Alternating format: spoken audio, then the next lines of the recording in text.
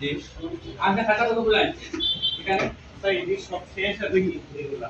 আর sir চায়ের টং দোকানে বন্ধুদের সঙ্গে আড্ডা দিতে দিতে চলছিল এইচএসসি পরীক্ষার উত্তরপত্র মূল্যায়ন। এমন অভিযোগের ভিত্তিতে অভিযান চালিয়ে প্রায় এক বস্তা উত্তরপত্র জব্দ করেছে সিলেট মাধ্যমিক ও উচ্চ মাধ্যমিক শিক্ষা বোর্ড। ঘটনাটি সিলেটে ব্যাপক আলোচনার জন্ম দিয়েছে। তারা কি করছে? প্রোডাক্টগুলো সব কনভেনশন। শনিবার রাত 11:30টার দিকে শাহজালাল বিজ্ঞান ও প্রযুক্তি বিশ্ববিদ্যালয়ের প্রধান ফটক সংলগ্ন একটি চায়ের টং দোকানে অভিযান চালান সিলেট শিক্ষা বোর্ডের পরীক্ষা নিয়ন্ত্রক অধ্যাপক বিলকিস ইয়াসমিন। সেখান থেকে মেট্রো সিটি ওমেন্স কলেজের প্রভাষক ইকবাল হোসেন সোহানের কাছ থেকে প্রায় এক বস্তা এইচএসসি পরীক্ষার উত্তরপত্র জব্দ করা হয়। Sir bye. প্রত্যক্ষদর্শীদের দাবি, রাত 10:30টার দিক থেকেই ইকবাল হোসেন কয়েকজন বন্ধুকে নিয়ে ওই টং দোকানে বসে উত্তরপত্র মূল্যায়ন করছিলেন। তাদের মধ্যে দুজন তার সঙ্গে খাতা দেখছিলেন বলেও অভিযোগ করা হয়েছে। এখানে দিয়ে দিয়েছে শুধু কনভেনশন থেকে।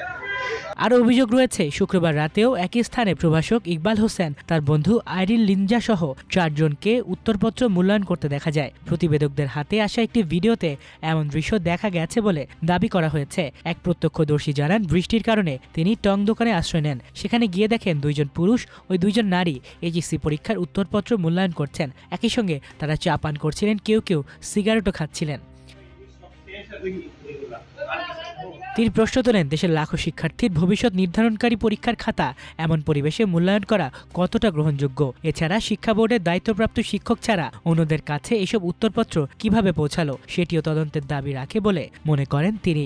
অভিযোগের সত্যতা যাচাই করতে শনিবার রাতে ঘটনাস্থলে যান এই প্রতিবেদক। পরে শিক্ষা বোর্ডের পরীক্ষা নিয়ন্ত্রক অধ্যাপক বিলকিস ইয়াসমিন সেখানে উপস্থিত হয়ে উত্তরপত্রগুলো জব্দ করেন।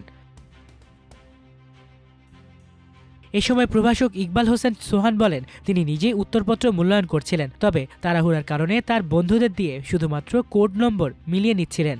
অন্যদিকে ঘটনাস্থলে উপস্থিত আইরিন লিনজা বলেন, তার কাছ থেকে কোনো উত্তরপত্র জব্দ করা হয়নি। তিনি দাবি করেন, তিনি সেখানে শিক্ষক হিসেবে নয়, বন্ধুর সঙ্গে ছিলেন। উত্তরপত্রের দায়িত্বপ্রাপ্ত শিক্ষক ছিলেন ইকবাল হোসেন সোহান। ঘটনার বিষয়ে পরবর্তী পদক্ষেপ কী হবে এমন প্রশ্নের জবাবে শিক্ষা বোর্ডের পরীক্ষা নিয়ন্ত্রক অধ্যাপক বিলকিস ইয়াসমিন তাৎক্ষণিকভাবে বিস্তারিত মন্তব্য করতে রাজি হননি। তিনি জানান, বিষয়টি নিয়ে তিনি ব্যস্ত আছেন এবং পরে কথা বলবেন। জানা গেছে, উত্তরপত্র জব্দ করার পর সিলেট বোর্ডের চেয়ারম্যান পুলিশকে সঙ্গে নিয়ে অভিযুক্ত শিক্ষককে থানায় নিয়ে যান। এ বিষয়ে জালালাবাদ থানার ভারপ্রাপ্ত কর্মকর্তা শামসুল হাবিব জানান, শিক্ষা বোর্ডের চেয়ারম্যান থানায় এসে একটি সাধারণ ডায়েরি বা জিডি করেছেন। পরে অভিযুক্ত শিক্ষককে শিক্ষা বোর্ডের কর্মকর্তাদের হেফাজতেই দেয়া হয়েছে। মাল্টিমিডিয়া ডেস্ক, আমার দেশ।